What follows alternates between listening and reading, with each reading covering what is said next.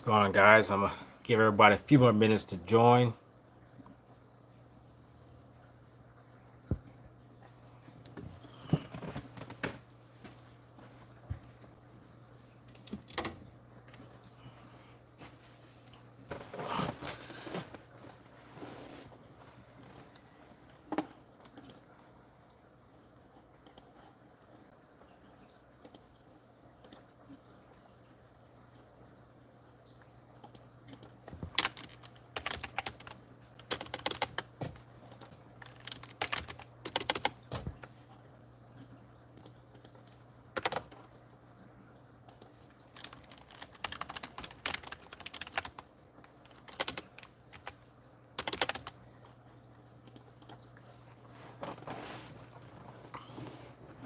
All right, sorry, I am not prepared today.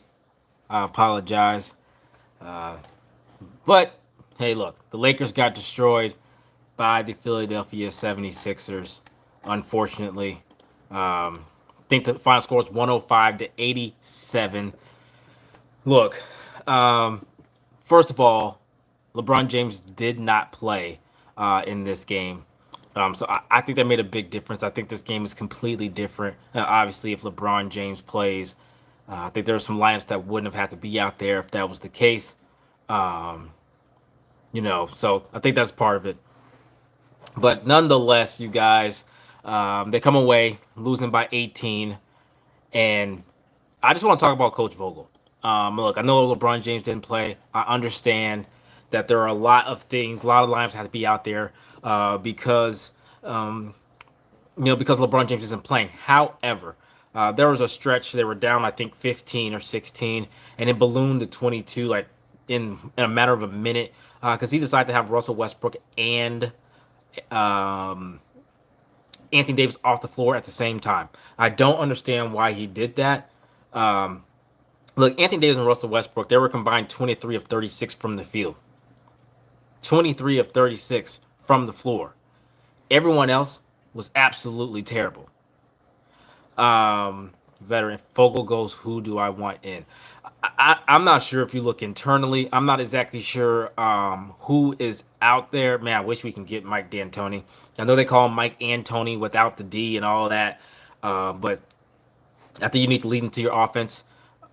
Vogel is actually one of the worst coaches I've seen as far as feel for the game.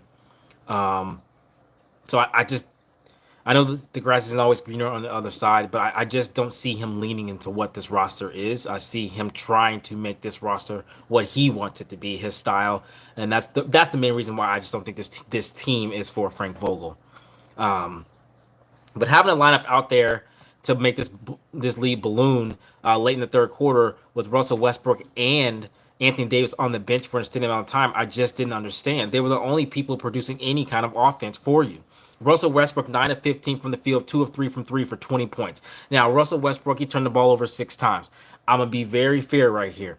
I thought some of them were just freaking Thibault making outstanding, amazing plays. Others were like, Russ, you got to take care of the basketball. 6 turnovers is too many. He's got to take care of the basketball, point blank, period. Outside of that, 9 of 15 from the field, 2 of 3 from 3, 20 points, 3 assists, 4 rebounds, a block, and a steal. So he was doing his defense. He was working hard on defense. He was doing those things. His turnovers were too many. Outside of that, I didn't think Russell Westbrook was terrible. Outside of that, Anthony Davis, 14 of 21 from the floor, 9 rebounds, 12 rebounds, 1 assist, 2 steals, 4 blocks. He only had 3 turnovers. He had 31 points. Guys, if they're combining for 33, I just, or sorry, I said they're 23 of 36. If they're combining 23 of 36, I don't understand why in the world you decide to take both of them out for an extended amount of time. And you, Michelle, you look, AD was phenomenal. 4 blocks, 2 steals. He was everywhere, just erasing mistakes like I knew he could. Just slapping stuff all over the place. I love AD play. At first, I was a little bit nervous because I thought he was going to stay in the locker room because of his wrist. I was a little bit nervous about that. But he came back and he hooped. Russell Westbrook, 9 of 15, he hooped. They're combined 23 of 36, and you take them both off the floor when you down 15. That was Vogel's freaking answer. That was his answer. To take both of them off the floor. I'm down 15. Let me see. How can I fix this? I'm going to take the only two players producing anything off the floor at the same damn time. Okay, Vogel. Okay, Vogel. Again, coming to my office. Vogel, you got 2 minutes to give me one good reason why I shouldn't fire your ass right now. That's what it is for me. That's what it is for me. Period. Russ, take care of the basketball. I get that. Some of them, like I said, Thibault was just, he's just such a great defender. But some of them, Russ, take care of the basketball. But the two stars that played, they shot well from the field. But you decide to put in Avery Bradley for 26 minutes. He 0-2 from 3, 1-4 from the line. He was getting blown by whoever he was guarding. It didn't even matter whether it was Maxey. He just was getting back cut, blown by, everything. So you explain this shit to me. If your only job is to play defense and you getting blown by on every possession, getting backdoored on every possession, why the hell's Vogel got him in the game? Don't worry, I'll wait. For what? In my Cat Williams voice. Why else would you have him in the basketball game? If this guy cannot play defense, his whole job is to play defense, and he can't play defense. He is 6'1", he's miniature. There was no one on the Sixers for him to guard anyway. For what? I even tweeted that. Who the hell is AB gonna guard? Who is Avery Bradley gonna guard? Who? Thibault? Maxey? Embiid? Tobias? Also, Melo, bruh. What I say last game? He was 1-4 from the floor, from 3. If he's not on fire, sit him down. He played 26 minutes. He gives up too much on defense for him to be on the floor shooting 1-4. I mean, my goodness. Get him off the floor. And why was our shooters playing so doggone scared? Stop pump faking and shoot the ball. Most of them in the corner. So if they block it, guess what? It's going out of bounds. You reset. So what? Shoot the basketball. Goodness gracious. AD finding people in the corner. Russ finding people in the corner. Russ finding people. They bricking. I'm like, my gosh. Shoot the basketball. Just shoot it. If they block your shot, so what? Them boys played scared. Everyone not named Russell Westbrook and Anthony Davis played scared. Period. Maybe Monk just missed. I'm not necessarily say Monk played scared, but the rest of them boys played scared. Just shoot the doggone basketball. Shit. They made all 9 of their free throws. I give them that. They did do that. Now they went to the free throw line. Now, how in the world did Russell Westbrook shoot no free throws? Just explain that. Explain that to me. I mean, my goodness. I didn't already got on him about his turnovers. How he not shoot any free throws in this? The Anthony Davis shit? He only shot 3. And what? How? How? And what the heck happened to Stanley Johnson in the second half? It's like he played the third quarter and it was like Vogel just forgot about him. But he got Avery Bradley out there. But he got Melo out there. Melo was just, this is the sad part, is at one point Russell Westbrook was guarding Tobias Harris in the second half because Melo can't. I just want to remind y'all, Russell Westbrook is 6'3", 200 pounds, soaking wet. So explain to me why Russell Westbrook got to be guarding Tobias Harris because Melo just has to have his 25 minutes a night. For what? He 1-4, 4-11 from the field. Sit down. Ellington came in there when Russ was on the bench. He put Ellington in there late in the third, but Russ was sitting. I'm laughing because I can't believe this mess. He put Ellington in. He put a shooter in there. Russ sitting on the bench. That's what he did. He's in there for maybe a couple minutes with Russ out there. He missed one of the shots. It's just comical, man.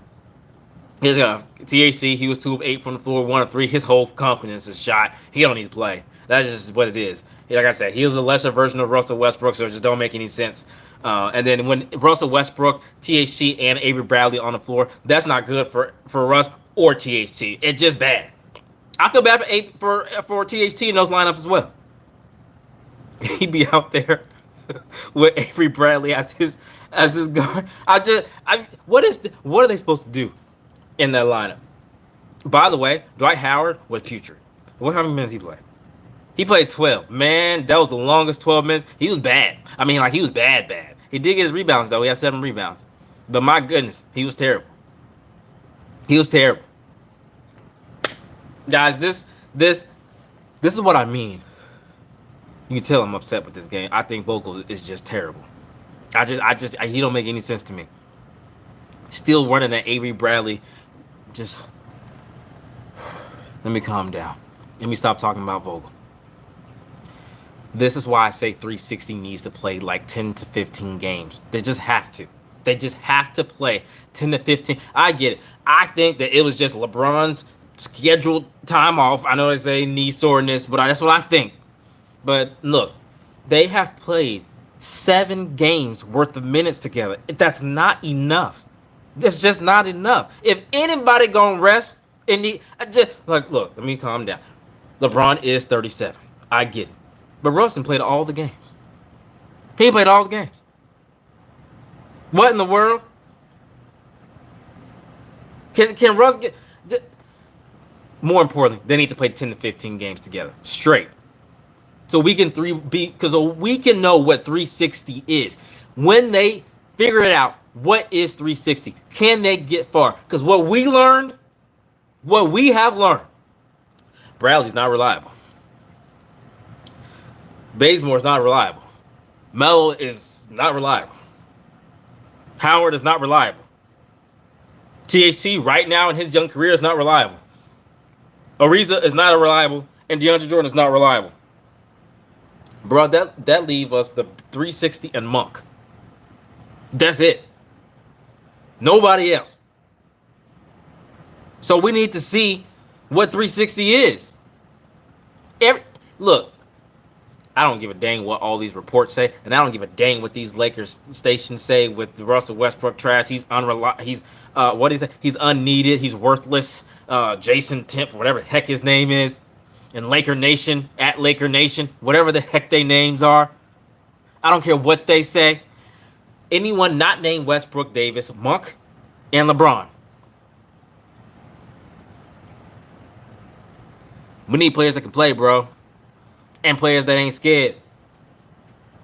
If you want to, throw in Reeves. Okay, and Johnson and Reeves. Them 6, everybody not named those 6 people, you can go. Kick rocks. We trying to win a chip. But in order to do that, we need 360 to play at least 10 to 15 games. Get all this doggone rested. Look, LeBron and AD, y'all done rested, bro. I know due to injuries, but y'all done had plenty of rest at this point. Let's get 10 to 15 games in. How many games we got left? I mean, we got 33 games left? Come on. We got to play. Get all that load management stuff right now. I mean, unless they think they're just going to roll into the playoffs and have it all figured out between the 3 of them. That's not how that works. Even I want Russ to get rest. But like me and a lot of people on Twitter say, I guess he's waiting for All-Star break. Get his rest. We're long with rest. But those 2, they've rested. Now, after you get 10 to 15 games straight, you can low manage 37-year-old LeBron all you want. But you have to play those games. You got to see what you are together. It's almost like, how do they even know exactly who to trade for? They don't even know what 360 looks like when they cohesive. We still have no idea. We don't. They ain't playing enough games together. I'm frustrated with Vogel. I'm frustrated with everybody being injured. We still ain't seen none. And I tell you, I ain't think none gonna freaking play. Russ, his ankle hurt. We'll figure out how bad that is. Anthony Davis, he injured. We'll figure out how bad that is. His wrist, he had a split on, or I don't know what ice, I guess it was. We'll figure out how bad that is. But Vogel, man, I know y'all. Look, if there's Lakers people watching, look, I know you guys want a championship with Vogel, but for the LeBron had to have been coaching that. I don't know. Well, I take that back. He had the kind of team he needs to be able to coach. It's not the same team, and I don't think he's right. He's actually very bad. That's how I feel right now, fresh after the game, of my frustrations with the Los Angeles Lakers. Look, if anyone has anything, um, you know, let me read the chat a little bit here. Uh,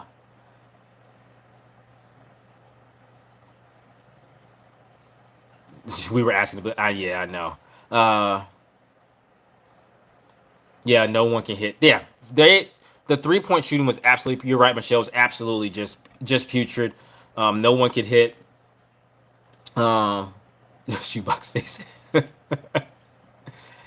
Yeah, I didn't understand resting LeBron tonight. That's what I think. I think that it was his scheduled time off.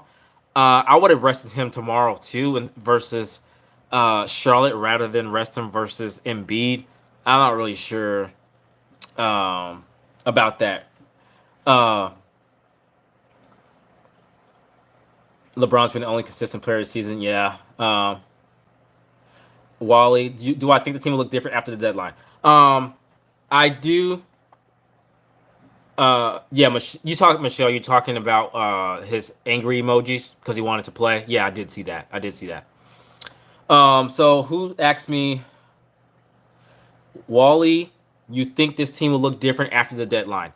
Um, I think it will. I think that I have to be realistic, and we're not getting JG because he want to be a star. I don't think JG's a star, but that's what Jeremy Grant thinks he is. Whatever.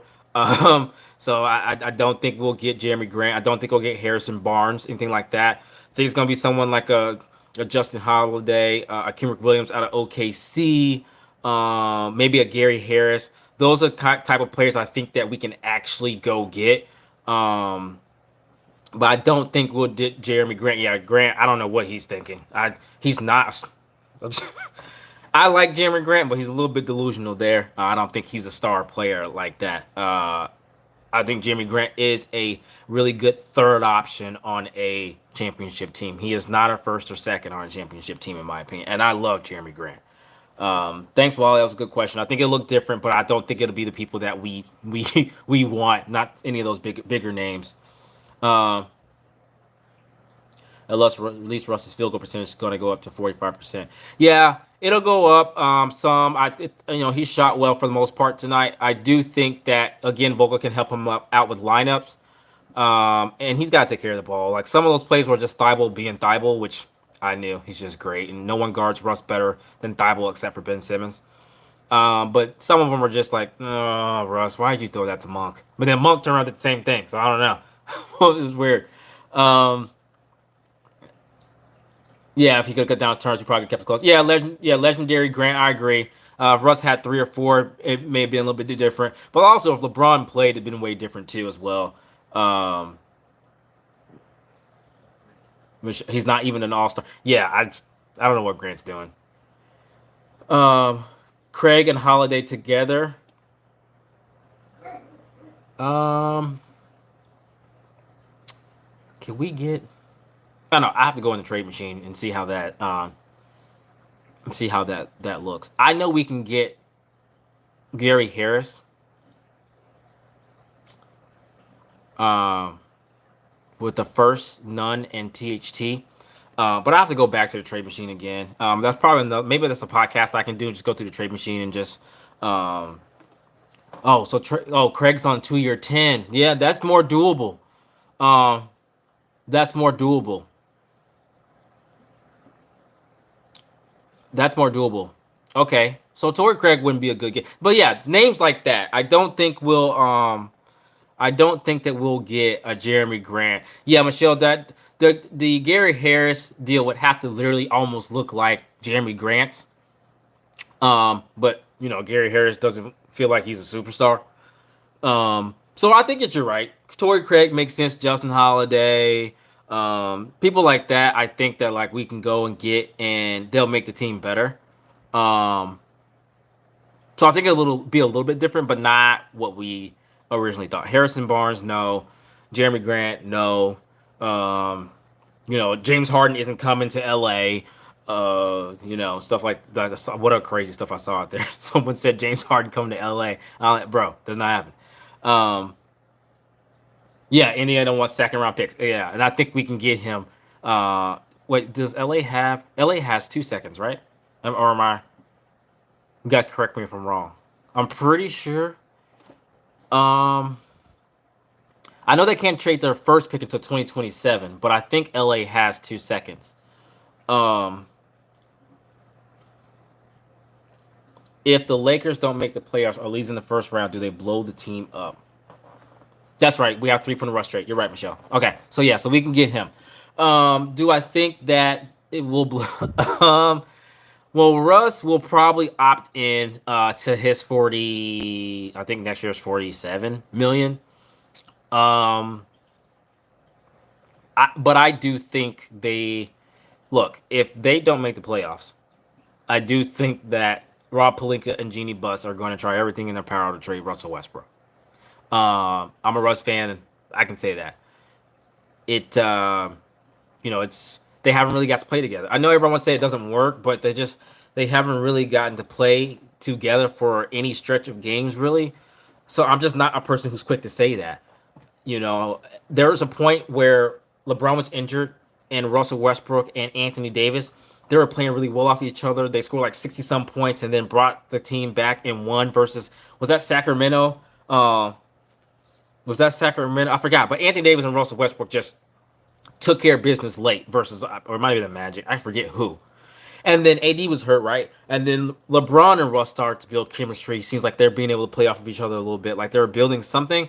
And then now AD's back, and it's like they three of them played the other day, and then it's like, oh well, LeBron his knee injured, and so it's one of those things where for me, I'm like I haven't seen 10 to 15 straight games of them just playing together for me to say it doesn't work. But I do think they're going to do everything they can to try and trade Russell Westbrook. I don't think they want any of them players they got on expiring deals. I just think they'll do away with all of it. I think they'll probably remain with Anthony Davis, of course, and who knows what LeBron's going to do at 38. I know he wants to play with his son in the league as well, so who knows how long he's going to go. But it was Detroit. Okay, so that's what I'm saying. So they were building chemistry together. And then the other one will come back. So then the other two will start building chemistry. And then the other one comes back. And it's like, I can't say it doesn't work because we just haven't seen it enough. But I do think they'll blow it up. If they can't stay healthy, they can't get on the floor at the same time, and they lose and they don't make the playoffs, this whole team getting blown up. Russ gone. All these one-year deals gone. I don't know if they'll keep THT. Look, THT's confidence is gone. He has not been good. He has not been good on defense. He has not been good on offense. And at this point, I felt like the Lakers were better off trying to trade him early than late. So, because I think everyone's looking at him now and are like, I don't know if I want THT, bro. Yes, I agree. Monk is too inconsistent for my liking, and THT is trash. Yeah, THT hasn't been good. Monk, let me tell you guys my thought process. I got about another 6 minutes. I got to spend time with the wife. You know what I'm saying? But here's the thing about Monk. When I think of Monk, I think of Monk and Russell Westbrook together. Let me tell you why. Monk and Russell Westbrook. Look, Anthony Davis, when he's in the lineup, Anthony Davis is going to be Anthony Davis, right? He's just like a walking 24 and 10. Correct? Okay.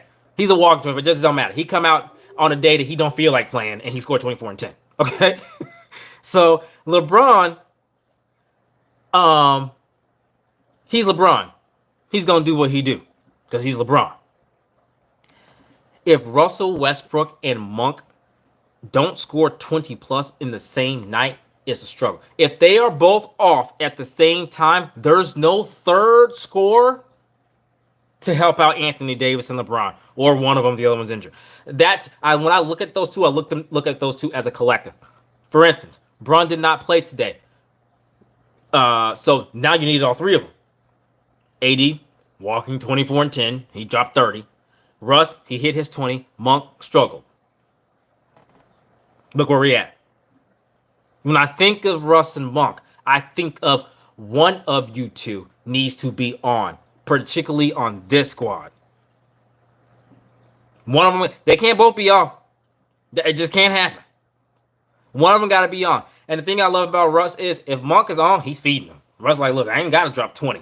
Go ahead, young guy, young fella. Go ahead, keep firing that joke up.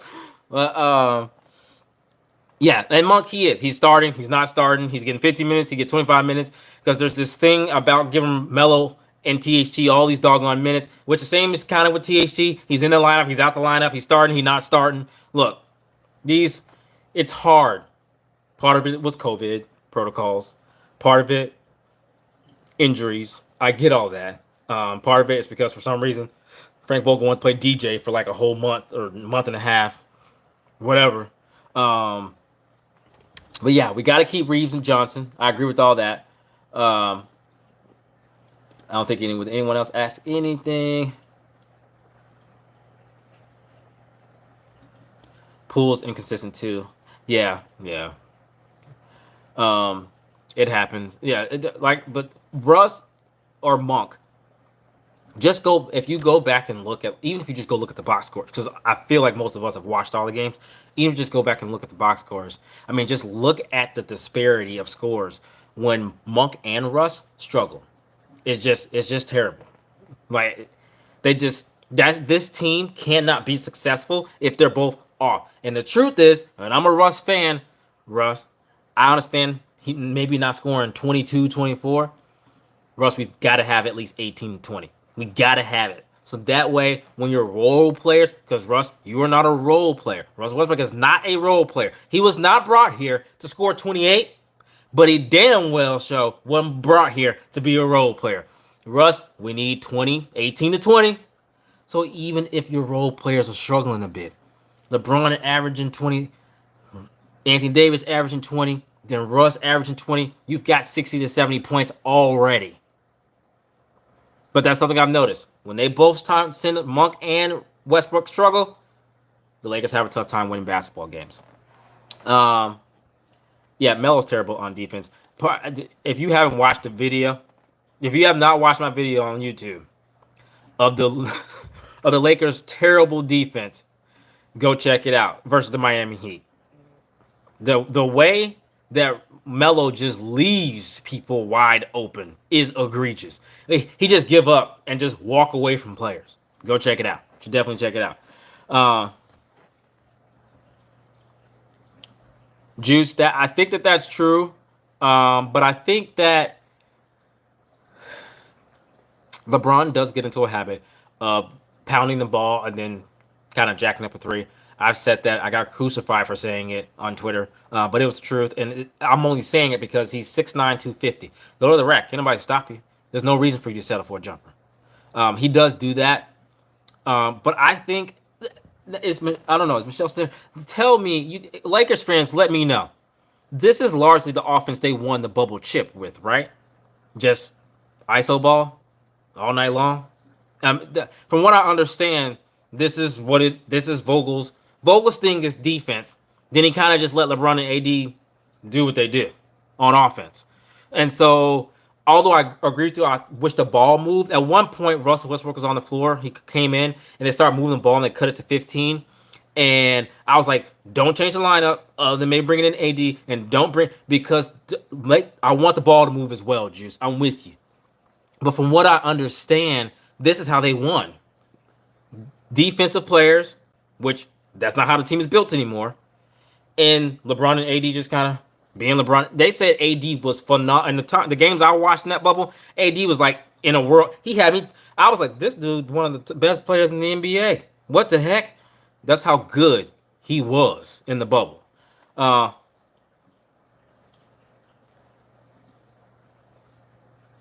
Hey, Rock Baby Russ, appreciate you, man. I appreciate you tuning in, man. I really do. Michelle, this was automatic L when they said LeBron wasn't playing. But AD was hooping on Embiid, though. That's something that I can say. And Russ was efficient tonight, too. There are some positives to take away. And I'm not saying moral victories. We lost. But there are some positives to take away from the game. Russell Westbrook was efficient. So his string of games has been a lot better as of late. And AD just, man, I thought he got the better of Embiid for the most part tonight. He was blocking shots, covering it up, everything like that. So yeah, it's definitely some positives to take away. Again, but I'm talking about 360. I just, I don't know, man. Like this roster, we have to see how great 360 can be. That's what we have to look into. Uh, Legendary Grant, yes, they should have kept Caruso and JaVale McGee. And I could have. They should have kept, and the people attached that to Russell Westbrook. That's not attached to Russell Westbrook. They didn't want to play the tax. That's why they didn't keep Caruso. They had nothing to do with Russell Westbrook at all. They could have still kept him. And same thing. As for some reason on Twitter, Russell Westbrook's trade is attached to Caruso, and I don't understand why. Caruso could still be a Laker. So I do agree with that. Uh, yeah, see that. So that's what I'm saying. So that Michelle, thank you, Michelle. So they averaged 60 points per game in the bubble, and 20 rebounds per game as a duo. That's what I mean. Like, so that's what I remember. They won like this. This is how they won. They just had a defensive team surround around Russ or LeBron and AD just being great. So, Juice, I wish they moved the ball a little bit more too, but this is how Vogel plays. And it worked before. He just doesn't understand you don't have the same personnel. It's just not the same. AB is not the defender that you think that Caruso and KCP. He's just not anymore. He's past his prime. He's just not. And he's 6'1". He's just too small. Okay? This roster isn't made for Vogel. It's just not the way he's just stuck to do it the way he wants to do it. Playing Avery Bradley is egregious. I'm not saying he can't get it. Just he didn't even make any sense. Who was he supposed to guard? Who? Who was Avery Bradley supposed? I'm not gonna start on this again. How would you have Russ operating in the half court? I want him posting up and screening, not necessarily handing out top and controlling most possessions. I don't mind Russ. Look, what I thought this was going to be when the season started is when LeBron sat, Russell Westbrook was going to be the point guard. When LeBron was on the floor, I thought there will be some possessions.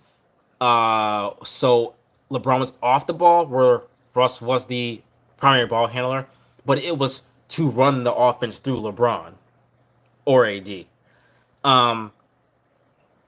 I don't mind. I think he should get more post ups because that's what he does. On most nights, he's the bigger guard. Besides the Sixers, because they got Thibault and Ben Simmons, who isn't playing. But I do think he should be in the post some. And I just think he needs to have a defined, what do you want from him? I think he doesn't know because it's not even like it's a consistent change. It's kind of like all over the place. But I think he needs some posts. And my problem with Russ is that I don't think there's anything that Vogel's giving him to make it easy for him. All of Russ's possessions is kind of like he brings the ball down, and then everybody else just stands on the other side of the court, and there's no movement. There's nothing to make it easy for Russ. Everything he works for is entirely too hard. That's my issue with Russell Westbrook's minutes. They run sets for THT where he is coming downhill. Even if it's off the Iverson cut, or if it's off even if it's in very pick and roll, or it's off of a staggered screen, they get these things for THT where he's coming full speed downhill. They don't really run for Russell Westbrook. So explain that to me. But that's what I mean. He works entirely too hard for what is his. It's all ISO one-on-one, but then again, that's the way Vogel plays. But I see them run stuff for THT that I don't understand why they don't run it for Russell Westbrook. I just don't. That don't make sense to me. But for the layup line, answer your question, the ball should be taken out of Russell or LeBron James's hand. He's LeBron James. He's the most cerebral basketball player on the planet, and he's top 2 basketball player ever. So you definitely don't want to just take it out of his hands. So I get what you're saying. Why don't the Nets get the same criticism the media gives us? They always bring up the fact that their big three haven't played together that long, but not us. Yeah, I mean, I don't know. People just love to hate and point out the look. What's it called? I don't watch them doggone shows. What's those shows though? um, First Take, and what's the other one was with Skip Bayless. But those shows, I just love talking about LA. They don't really like talking about LA when they're doing well. They like to talk about the Lakers when they're doing poorly. That's why I don't watch them shows. But if I'm gonna shout my homegirl out, if you are a fan of Truth, Shanice Sports Vibes, she's got a new channel. She's been killing it on her. Go check out her first video. She talks all about how they just lie on those shows. So she points it out flat out. She uses facts and stats to back it up. So make sure you go check her out. She's doing that. She's brand new at doing that. So go check her out. Hit that subscribe button. Don't forget to hit my subscribe button too. Now, all right. I really appreciate that. If you're watching, you can hit that subscribe button. Make sure you hit the like button. But yeah, go check out Shanice Sports Vibes. She kills all that First Take Undisputed stuff. Undisputed, you're right. Thanks, Legendary Grant. But guys, I gotta spend time with my wife. Happy wife, happy life. You know how it is. You know I'm a happy man, positive. You know what I'm saying? Gotta spend time with the wife. So, I appreciate you guys so much for tuning in. Please hit that subscribe button. I really appreciate it. The West Wolf Podcast live post game show. I appreciate you guys. I think tomorrow we play again, back to back, which is why I was a kind of surprised that they just kept on playing AD and Russ. But I think they just kind of wanted to see Russ turn it over late there, and that was it after that. We got Charlotte tomorrow, 6:30. I will see you guys there. And I appreciate you guys. So I'm out. As always, until next time. Peace.